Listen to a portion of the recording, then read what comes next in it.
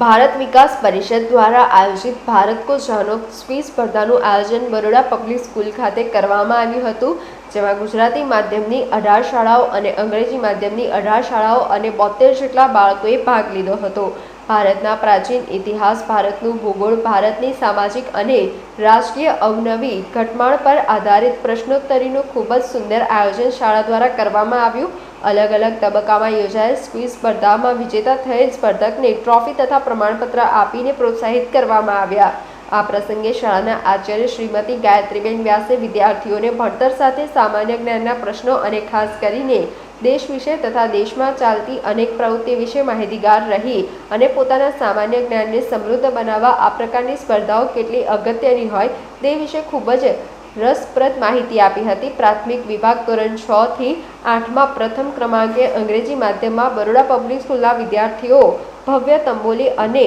રામ જાંગીર, દ્વિતીય ક્રમાંકે ન્યૂ હોરિઝોનના વિદ્યાર્થીઓ નીર પટેલ અને દક્ષરાજ પુરોહિત વિજેતા થયા હતા। માધ્યમિક વિભાગ ધોરણ 9 થી 12માં અંગ્રેજી માધ્યમમાં પ્રથમ ક્રમાંકે બરોડા પબ્લિક સ્કૂલના વિદ્યાર્થીઓ ધ્વની શાહ અને સાહિલ રાય ગુડે, દ્વિતીય ક્રમાંકે એસએસવીના વિદ્યાર્થીઓ ઉત્કૃષ્ટ માલ વિયા અને સિદ્ધાર્થ પરમાર વિજેતા થયા હતા। ભારત વિકાસ પરિષદની ઇન્દ્રપુરી શાખામાં ભારત કો જાનોના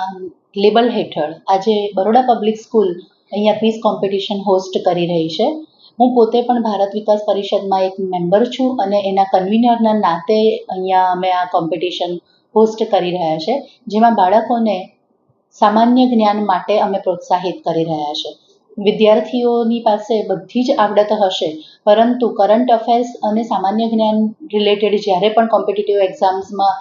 ક્વેશ્ચન્સ પૂછાતા હોય છે ત્યારે એ લોકો પાછા ના પડે એ હેતુથી ભારત વિકાસ પરિષદ આ બહુ સુંદર આયોજન દર વર્ષે કરે છે અને લગભગ છેલ્લા 3 થી 4 વર્ષથી એનું હોસ્ટિંગ બરોડા પબ્લિક સ્કૂલ ખાતે અમે કરી રહ્યા છે અને જેમાં દરેક વિદ્યાર્થીઓ બહુ સરસ રીતે પોતાનું પરફોર્મન્સ આપે છે, નવી નવી જાણકારી મેળવે પણ છે અને એની જે પુસ્તક આવે છે એમાં ઘણું બધું અલગ અલગ વિષયને અંતર્ગત ઊંડાણથી માહિતી આપવામાં આવી હોય છે, જે હું તમારા માધ્યમથી દરેક શાળા જે એમાં ભાગ લે છે એ બધાને અભિનંદન પાઠવીશ અને જે લોકો નથી લેતા ભાગ એ બધાને રિક્વેસ્ટ કરીશ કે તમે બાળકોમાં રહેલી આ એક શક્તિને પણ જાગૃત કરો, જે ભવિષ્યમાં એમને